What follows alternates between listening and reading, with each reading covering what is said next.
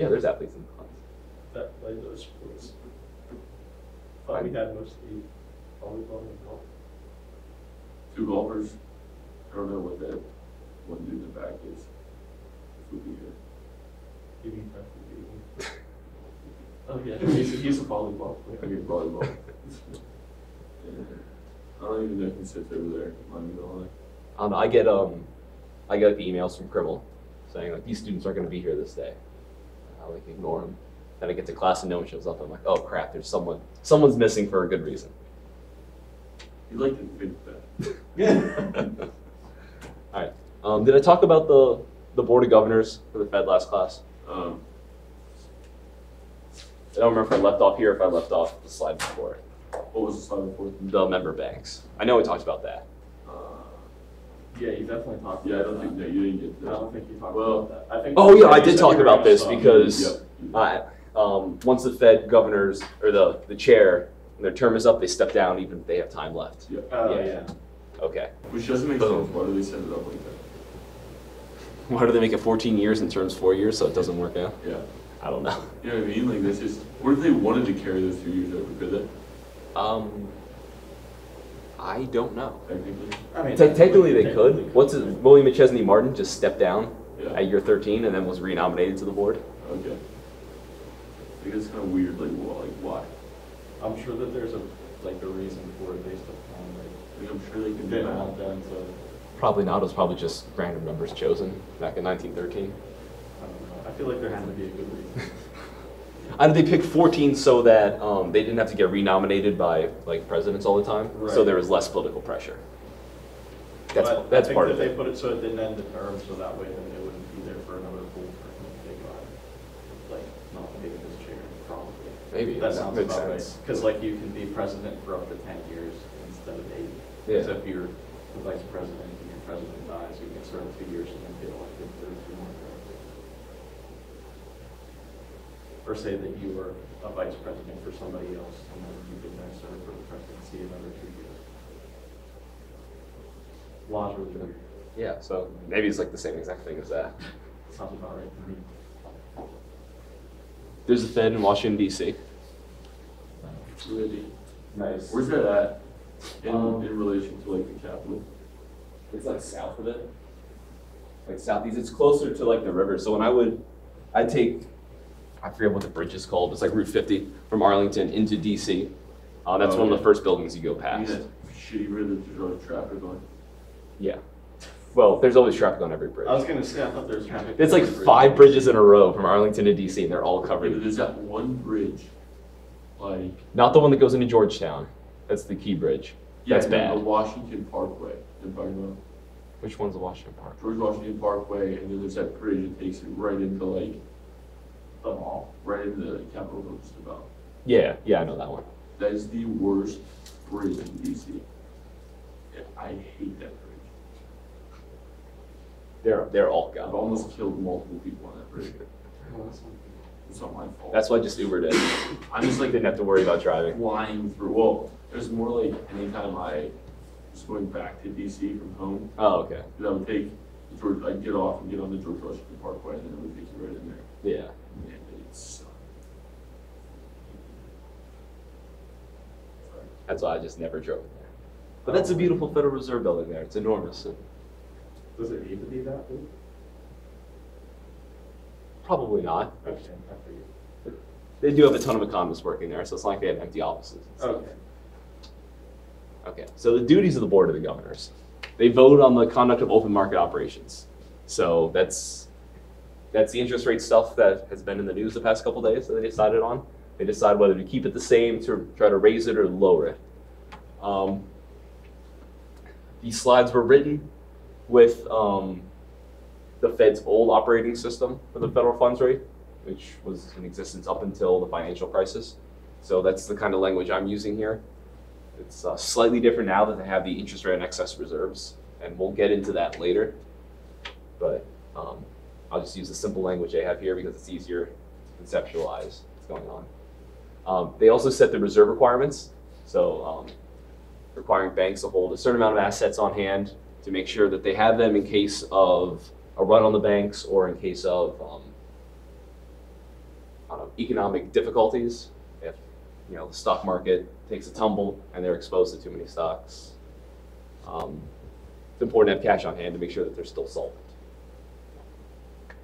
They control the discount rate through the review and determination process. They set the margin requirements, and they set the salaries of the president and officers of each Fed bank. They review their budget. So they have this sort of overarching control over the entire diffused Federal Reserve System. They approve bank mergers and applications for new activities of banks if they want to get involved in new lines of business, the financial sector. They specifies the permissible activities of bank holding companies. Bank holding companies will they'll be like their own corporation, but they will own other smaller banks. That's another thing that we'll get into, that evolution. They cover that in Money Free and Unfree. And finally, they supervise the activities of foreign banks that are operating in the United States. The chair of the Federal Reserve, they advise the president on economic policy. Especially Volcker and Greenspan had particularly good relationships with the president. Bernanke and Yellen, I don't think they had as much of the role as Greenspan did, who had a really big influence on economic policy in general. But if you read Too Big to Fail by Andrew Ross Sorkin, or if you watch the HBO movie that they created based off his book, you see Bernanke and Hank Paulson had a lot of influence over all of the government policies that were enacted in response to the financial crisis, in real time. There's a cool scene where Bernanke is in the movie where Bernanke and Paulson are talking to a bunch of congressional leaders who are trying to design the bailouts for the banks, and he goes into how he spent his whole academic career studying the Great Depression, and about how the problems in lending led to all the economic difficulties. Paul Giamatti really shines as Ben Bernanke. They testify in Congress. They do this twice a year, as I mentioned, for what's called the Humphrey Hawkins testimony. The names, I don't know, the two people in Congress that designed the bill back in the 70s. They give the state of the economy, and then they give their beliefs on what Fed policy is going to be over the next 6 months to a year, and then get grilled by people in Congress that are on the banking committees that are looking for snippets to put in their campaign videos. And Max can tell you that most of them aren't even related to monetary policy. They speak for the Federal Reserve to the media. So odds are your interview is going to be the chair. If you're most of the interviews, some of them will, if you're going to financial, specialty press, that's their main focus, they may interview other members of the Board of Governors. What committee do they go to? House Financial Services and Senate. I thought it was Senate Banking and Housing. Did they change the financial services name of that committee? Something about They probably have. it used to be something on banking and finance or whatever. Probably. Because I read I'm some not sure. and they're oh, they met with the House Banking Committee, and I was is there one of them? Yeah, they can, end and start new committees at any time. So they could have just changed the name, or they could have changed the focus. I'm sure housing wasn't always with banking in the Senate. Probably not. Hard to imagine it had 1790. Government policy now makes sense. What is the most powerful committee on Congress? I don't know. My guess is Ways and Means. Which one does the allocation of funds? I think it's Ways and Means. Is that Ways and Means? I'm not sure. I thought that there was a separate budget. They don't call it the budget, they call it something. With an A. Anyway, sorry. I don't. The last one. Oh yeah, they represent the U.S. in negotiation with foreign governments on economic matters. So if there's, I don't know. I know they're not on the Basel Committee, the Fed chair isn't. So, some of the board of governors are, but not the chair usually. But for some international banking accords, like you'd have the Fed chair taking a prominent role. Are other countries equivalent to the Fed chair on the Basel Committee? That I don't know. I know, prominent central bankers are on it, but I don't. Don't know. Yeah. I'm not sure about the other central banks' structure. I know the ECB is fairly similar to the Fed. Yeah. They have similar problems in Europe that early America did, because the states viewed themselves as all separate governments. Yeah. And then you have all the separate countries of Europe. Yeah. So they want to get representation from countries across there, because a lot of countries don't want Germany to just deflate the currency slowly over time. Yeah. They're still upset from the Weimar hyperinflation in the 20s. Really? I'm still upset over that.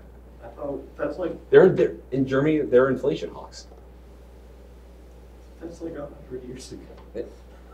Literally. Well, caused a lot of problems. All right, so the FOMC, they meet 8 times a year. It's made up of the 7 members of the Board of Governors, the President of the Federal Reserve Bank of New York, who always serves on there, and then presidents of 4 other Federal Reserve banks that go on a rotating basis for 1 year at a time.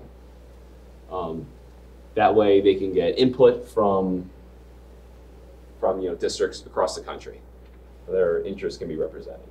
The other presidents, while they don't sit and are voting members of the committee, they still go to the meetings, and they still are able to share their opinions, but they're not able to vote. The chairman of the Board of Governors is also the chair of the FOMC. And while they decide what monetary policy stance they want to take. They issue directives to the trading desk of the Federal Reserve Bank in New York, and they're the ones that actually implement monetary policy, or implement the open market operations. So they physically buy or sell bonds, do the repurchase agreements and the reverse repurchase agreements. Okay, so the FOMC meeting. There's a report by the manager of the open market operations on foreign currency, and then on domestic open market operations, and then other issues with the transmission of monetary policy. There's a presentation by the board staff on their national economic forecast. That's a bulk of the meeting is basically laying out what's going on in the economy, trying to come to an agreement whether things are going well or things are going poorly. And based on what part of the country they're on and what metrics they're concerned by, there could be disagreement on that. But disagreement really comes down to the policy recommendation of whether they should raise, lower interest rates, keep it the same. They outline different scenarios for monetary policy actions. They obviously take into account what Congress is doing, what the president is doing, what different policies have on the outlook for the economy and how monetary policy should respond. So for the current, I don't know if it's fair to call it a trade war, but the potential trade war with China, increasing tariffs, that's one of the main concerns of the FOMC that they had the past couple meetings, that obviously sharply increasing tariffs with a major trading partner is going to reduce the amount of trade between the 2 countries. So that's going to put downward pressure on GDP. And that's something for them to be concerned about and take into account when they're designing their policy. And then at the end of the meeting, they have a public announcement for what they agreed on, what they determined, and their path moving forward. Max? Never mind. Oh, okay. Here How much is do you know about the Silk Road? the original Silk Road or Dread Pirate Roberts Silk Road, The new, like the internet one.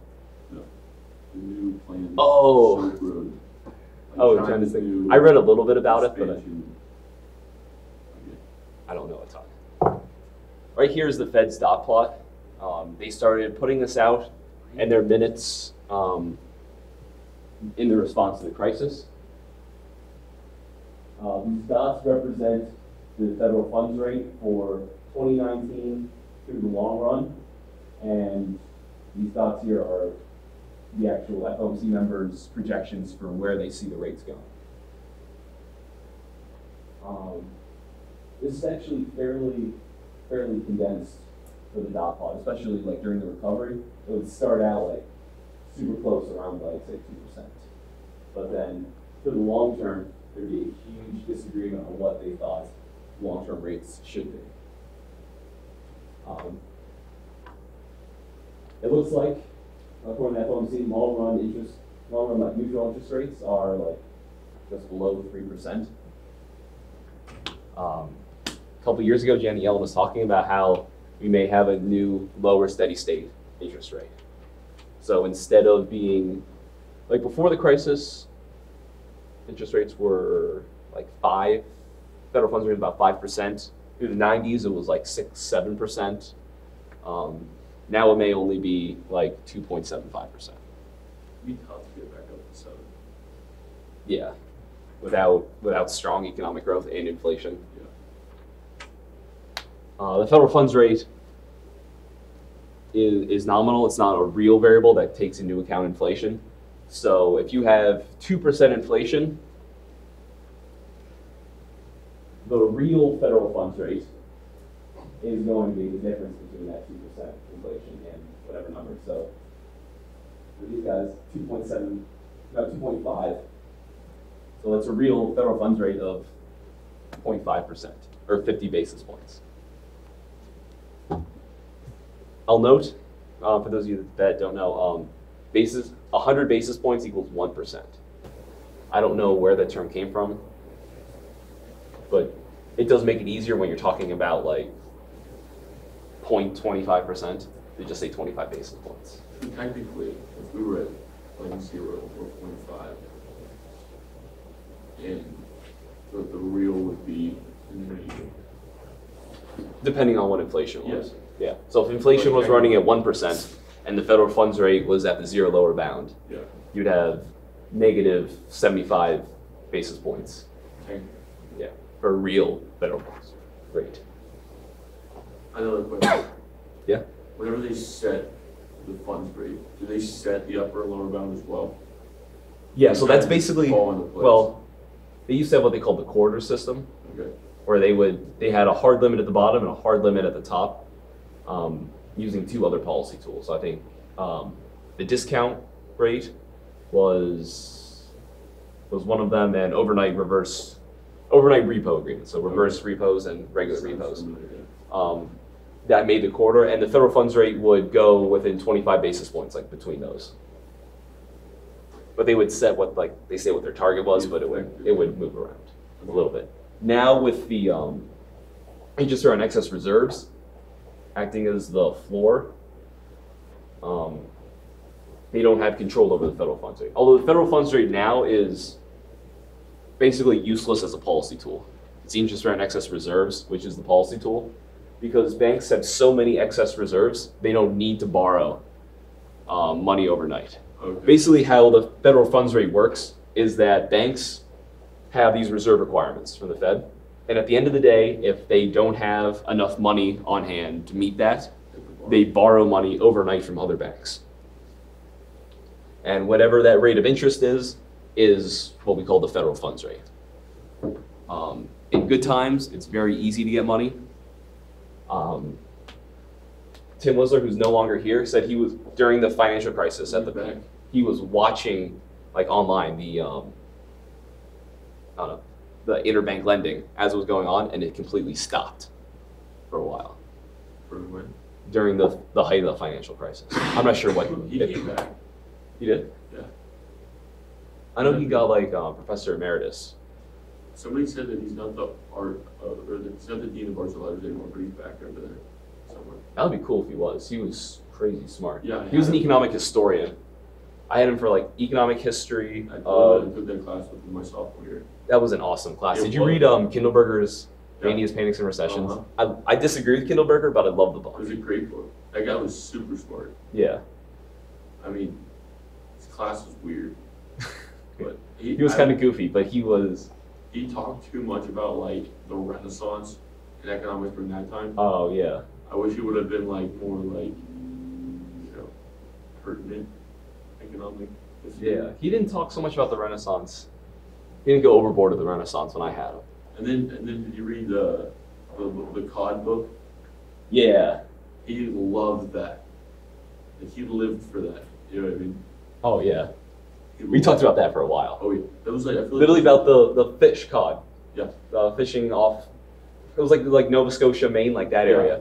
It was like literally that's what spurred the economy during that time. Like, that was literally like the leading. It was like a first industry that took off. But it was the biggest industry. Yeah. That really like beats like slave trade. Like there was nothing. It was just I don't know. It was really interesting. Yeah. That was a really cool class. It really was. It was probably my favorite class. Other than this one. Obviously.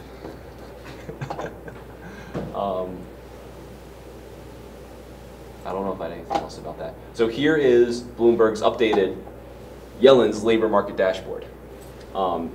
These are other things she looks at, other metrics to gauge the health of the labor market, because you can't just look at unemployment. While it's a good way to gauge the health, there's so much more going on. First of all, the labor force participation rate isn't taken into account in, like, just not reflected in the unemployment numbers. So unemployment can drop, the number, get better because it's smaller, but that's because of a decrease in labor force participation rate, which, all things being equal, is worse. Labor force participation rate peaked in the 1990s, or maybe early 2000s, and that increase in the 70s, 80s, and 90s was primarily due to women entering the labor force en masse for like the first time. So their numbers, I forget the labor force participation rate was, I think it got up into like the upper 70s for women compared to like the 30s, 40% just a couple decades earlier. Now that we no longer see them entering the labor force, we're not getting the same gains in labor force participation rate.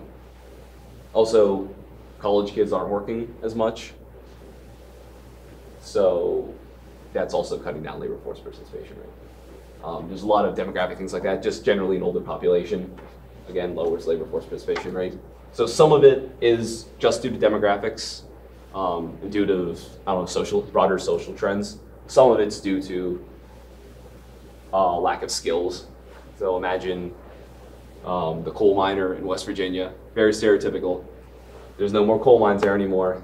And the few that are in operation use mostly machines.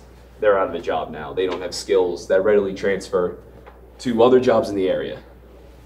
So they just end up out of work, out of labor force. That's the bad decrease in labor force participation rate. Okay.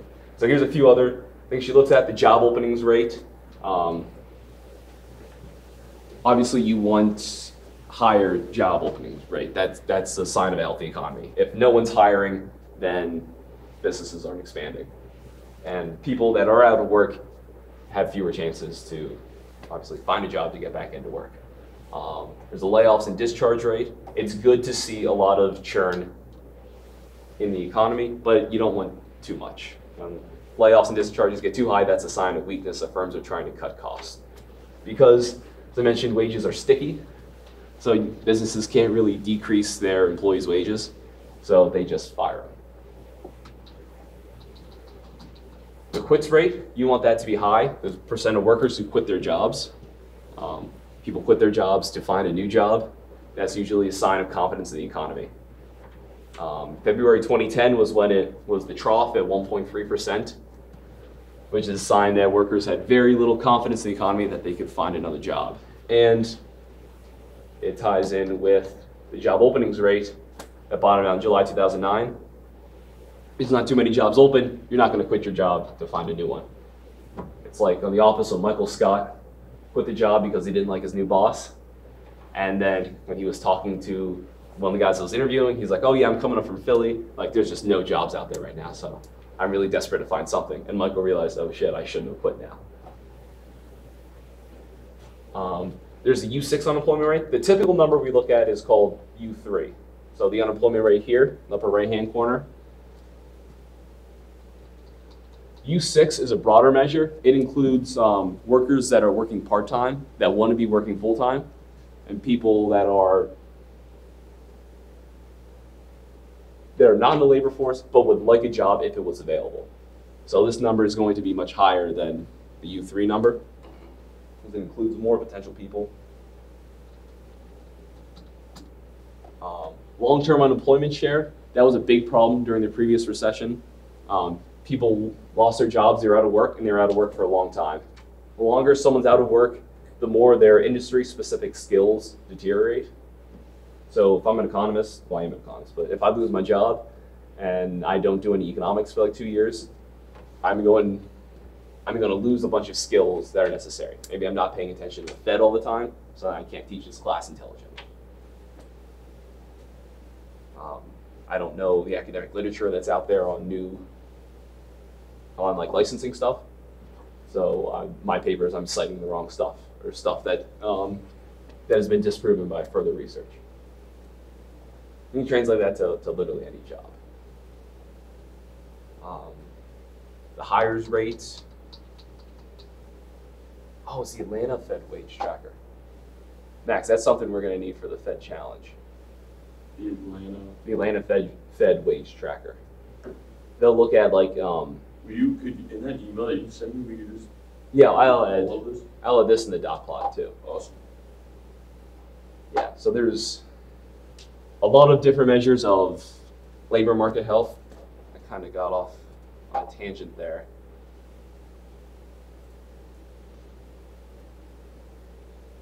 Could you have too many metrics in our PowerPoint? Oh yeah. Let's see. So like you have to find out how you can between like too much. Yeah, you don't want to list like two things. You don't want to say here's GDP and here's unemployment. Yeah. Economy's good. Let's go. Let's do this. But you also don't want to spend 15 minutes or 14 minutes and 30 seconds setting up what the economy's like. Yeah. Going through every single metric you possibly can, and then have like 30 seconds to say what the Fed should do. Yeah. Yeah. There's that sweet spot where you give enough information without overloading. And plus, you can always find one metric that's not doing well, or that is doing well when everything else is doing poorly. Yeah. So, I mean, you could always think, oh yeah, I need to include this. There's one more we need to put in there. Yeah. But, Okay. and yeah. We'll talk about it. Sorry. Okay. So, the chair of the Board of Governors can really exert a lot of power over the Federal Reserve. They speak for the Fed, they negotiate with Congress and the president, they testify, they do a lot of the interviews, they set the agenda for the meetings. Whoever gets to set the agenda for whatever meeting, whether it's in legislature, in a club, in the Fed, exerts a lot of power just by choosing the order in which you talk about things, choosing who gets to speak for how long. They speak first and they vote first on monetary policy. So they get to kind of frame the discussion in their terms, and they can influence the debate that way. And they also supervise the professional economists that are on the staff and all the advisors, so they can help get the information that supports them in there. Back in the day when Alan Greenspan was the Fed chair, he had a lot of sway over the Federal Reserve Board. I think it was last class I mentioned that he disagreed with everyone on the board. They all voted or wanted to cut interest rate or to raise interest rates, and he said to cut interest rates. The Fed cut interest rates. He would summarize what everyone said, and then he would say what the Fed was going to do, and people could disagree with him afterwards for their policy prescription, but he basically didn't listen to it. On the other hand, Bernanke and Yellen like to rule through consensus. They wanted everyone to provide more of a united front, especially during the financial crisis. Bernanke thought that helped provide legitimacy for the Federal Reserve, that all the economists believed the same thing, that they that they knew the way to go instead of a lot of infighting, which would help, I don't know, decrease public confidence in the Federal Reserve. I saw a new paper yesterday. I only read the abstract. I didn't read the paper itself. About how households internalize the Federal Reserve's announcements about the economy pretty quickly into their household spending. Just the broader news of if the Fed thinks the economy is good or bad, but like real technical stuff they put out doesn't ever like enter into public consciousness. So if there's a lot of fighting on the Federal Reserve, a lot of infighting and disagreement over what path they should take or how healthy the economy is, that can really screw with consumer confidence and consumer spending. Another question is, how independent is the Federal Reserve? Obviously, they're created by Congress. It was an act of Congress that created them. The president gets to appoint a lot of the FOMC. So there's concern that the Federal Reserve isn't independent. And if they're not independent, that can cause some serious problems. There's two types of independence. There's instrument independence and goal independence. Instrument independence is that they have control over the mechanisms of monetary policy. So they choose what to do, when to do it, all that sort of stuff. Congress doesn't tell them that they should, I don't know, the number of bonds to buy. And the other is goal independence. That would be the Federal Reserve getting to choose what their monetary policy goals are. So now that they were under an inflation targeting regime, so they set a goal of 2% inflation, the Fed chose that goal of 2% inflation. It wasn't an act of Congress or wasn't the president directing them. It was their choice. Does anyone know why they chose 2% and not any other number? Besides the fact that New Zealand did it first. The New Zealand Central Bank was the first one to begin inflation targeting.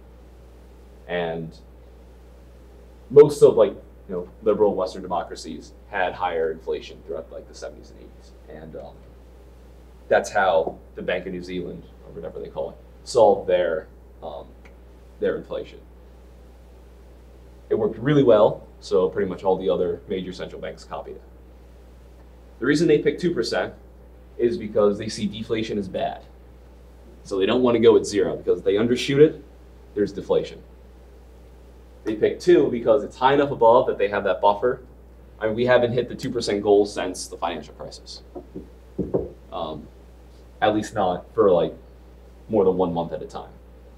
So if we had consistently undershot the 0%, a stable price level, we'd have had deflation most of the time. 2% they said is stable enough. We're not seeing, that's not large enough, too large of like increases in inflation to actually like cause damage. There's no scientific like estimation behind it. Nothing fancy, just 2 is high enough from 0. The Fed does have independent revenue. They make money off of their portfolio. They've actually made a lot of money since the financial crisis, even though they bought like a ton of toxic assets, which is rather ironic. But they completely fund themselves, and then all the extra money they give to the Treasury. Because they don't have to go through the appropriations, that was the end. Yeah. They don't have to go through the appropriations committee and the process. They're not beholden to Congress. If Congress determined how much money they got, they would have to do what Congress wanted. Like I said, the Fed structure is written by Congress. It's subject to change at any time. They can literally just pass a new Federal Reserve Act. The dual mandate of price stability and full employment, those two competing goals. If you lower unemployment rate, other things being equal, you'll have a higher rate of inflation and vice versa. So the goal is to have both stable price level, low inflation, and also low unemployment. That was passed by Congress in the Humphrey-Hawkins Act, 1978 or 77. There's presidential influence. They appoint the members of the FOMC. They appoint the Fed chair. Although for the members of the FOMC, 14-year terms, so they don't have to continue to do what the president likes. Once they're in, they're in. 14 years, can't be reappointed. I think that influence in Congress was supposed to be its own bullet point. Congress, oh, maybe not, but I'll use it as a chance to talk about Congress. Congress oftentimes tries to influence the Federal Reserve. If you remember old videos of Ron Paul in 2008, just bitching at Ben Bernanke about wanting to go back to the gold standard, he would just fight with him like a cranky old man. It was very entertaining. You love it. Very entertaining, but he tried to exert pressure on the Fed. He would co-sponsor an audit the Fed bill that his son Rand has taken up. The GAO, the General Accounting Office, sounds right. They, as part of the appropriations process, I think they audit like all the federal agencies. They don't audit the Federal Reserve. So that's one way that Congress wants to exert pressure on them, is to say that you have to be audited. There's a group called Fed Up. When I was at the Fed meeting, at the Humphrey Hawkins testimony, I got one of their hats. It's really cool. It says Fed Up and has little arrows shooting up because they want higher inflation. Higher inflation benefits debtors because you have to pay back money of less value. They also put pressure on the Federal Reserve. So it runs both Republicans, Democrats. I did a paper on this in grad school, looking at like the number of bills in Congress each year, trying to influence the Federal Reserve and change something about it. And there's hundreds. Well, I guess every 2 years, every like congressional session, there's well over 100. Some years, 200-300. For some terms, 200-300. So congressional meddling in the Fed. Yes, I put my own picture on there. I couldn't help it. First is Humphrey Hawkins' testimony that the Congress gets to just yell at the Fed chair if they don't like what they're doing. The dual mandate was created by Humphrey Hawkins. Yes, using bills as threats. The first one, audit the Fed, and that's what Alex Jones on his YouTube channel, RIP, because no longer exists. They were questioning Janet Yellen about why she doesn't want the Fed to be audited. And part of her answer was independence. Like I said, they could also change the structure. Historical research has shown that that congressional and presidential pressure has influenced monetary policy decisions. Richard Nixon taped literally everything he did, which is great for us because we can hear what happened instead of just getting secondhand quotes about it years later. He probably understood the most about monetary policy of any modern president, well, I guess of any president. He pulled in, Arthur Burns was the Fed chair at the time, and said, oh look Arthur, I know that monetary policy works with long and variable lags. What you need to do before this next election is to increase the money supply. We need to drive down inflation as low as possible, drive down unemployment as low as possible. People are happy, the economy's humming, I'll get reelected. The inflation, that comes later. Worry about that when that comes. Right now, we'll focus on getting unemployment down as low as possible. He also threatened to blackmail him and all the other fun stuff that Nixon liked to do. But the Federal Reserve lowered interest rates. Unemployment dropped. Inflation happened later. But because of Watergate, Nixon had to step down anyway, so he couldn't even enjoy it. There's significant evidence that congressional pressure back in the early 90s convinced Greenspan to lower the federal funds rate when when the rest of the FOMC, wanted to increase the federal funds rate. That one didn't turn out as disastrous as the 70s. It was just 125 basis point change, but it still impacted. Everyone was expecting our interest rate hike. Instead, we got interest rates to drop. Is it also bad that they kind of follow expectations mostly? I wouldn't say that the Fed follows expectations. I would say that they kind of lead expectations. Yeah, but then so meetings prior to them setting or raising or lowering basis points and staying the same. So they kind of stick with the outlook that they give people. For the most part. Yeah, but that's because they believe in their outlook. And especially since 2008, when they began explicitly providing forward guidance, saying this is where interest rates are going to go over the medium to long term, this is what we plan to do. It's been pretty obvious what the Fed's going to do long in advance. So Fed watching isn't as fun as when Alan Greenspan was going up in Congress and talking in circles. Mm-hmm. He once said that, I fear that right now you think you understand me. And let me be honest, if it sounds like I'm being clear, you don't understand what I'm saying. It was a whole industry of people watching what Greenspan would say and trying to decipher what the hell it meant. He used to sit in his bathtub every morning and would read all this data, just pour through data of obscure economic metrics to try to reach his decision. All right, so now the question, should the Fed be independent? All right, the case for independence, the strongest argument for an independent central bank rests on the view that subjecting it to more political pressures would impart an inflationary bias to monetary policy. This is because politicians have a very short time span in office. They're trying to get reelected for the House every 2 years, the Senate every 6 years, and the president, well, 4 years, and then they're done. They have a very short time horizon, so like Richard Nixon, they want to get to the next election, have the economy be as strong as possible for the next election, because voters tend to be myopic. They focus on very short-term performance immediately before the election.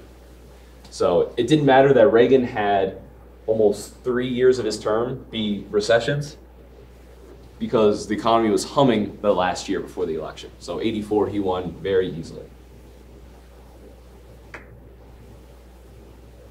Yeah, obviously you have inflationary bias because the Fed would pump extra money into the economy, put downward pressure on the unemployment rate, and in the long run, increase inflation. The reason of this is something we'll talk about a little bit later, the natural rate of unemployment. It's also called the NAIRU, the non-accelerating inflation rate of unemployment. Basically, there's a certain amount of unemployment that's inherent in the economy because of structural problems. If I've got these really good economic skills, but I live in Oil City, Pennsylvania, where there's nothing around, no way I can do anything economic up there. I'll be unemployed. There's structural problems that prevent me from getting a job. There's skill mismatches where, there's areas where they need nurses, but there's not enough people with nursing degrees. So there's always going to be some unemployment in the economy. If you try to go below the natural rate of unemployment, you can do that for a short period of time, and we've done it before for short periods of time, but all it does is result in inflation later. Because it's artificially low, firms have to offer even higher wages to fill their open positions. What that does, increasing wages, increases labor costs, that gets passed through to the consumer for increased prices. You end up right back at the natural rate where you were before, only now you have higher inflation. Because the Federal Reserve is independent, they're not a wing of the government, they can do what they believe is best for the economy without having to worry about the next election. In some countries, this is mostly in the developing world that you see this, the central bank is directly under the president or the dictator and exists basically to serve their wishes. There was one case Larry White described that he went to go help out the finance ministers. The dictator would just tell the Federal Reserve, or their version of the Federal Reserve, their central bank, they went to buy it was something crazy. It was like a new palace. They wanted to build that. So they directed the central bank to print more money into circulation so he could spend that on building the new palace. There was a lot of, from the right during the financial crisis, there was a lot of accusations that they were just printing money so the government could spend more. you could make an argument, like a decent argument for that, but in that case that Larry White talked about, that literally was printing money just so the government could spend it, and it wasn't even on anything that would help people. What if you print it without people knowing? You know what I mean? Yes, we're going to talk about that later. Really? About unexpected policy versus expected policy. Because But we there is still a have to there is a say- difference in the impact and the effectiveness of monetary policy if it's a surprise versus if it's expected. Okay, and we're over time, so we'll pick up here.